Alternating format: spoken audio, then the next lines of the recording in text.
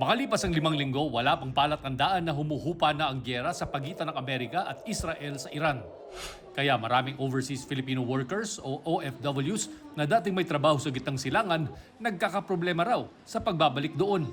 Gumagawa pa tayo ng talaan in terms of kung sino yung mga hindi makapanumbalik. Galing ako sa Middle East at meron talaga mga sektor na apektado. Hospitality sector, transport, restaurants, at pati construction nga eh.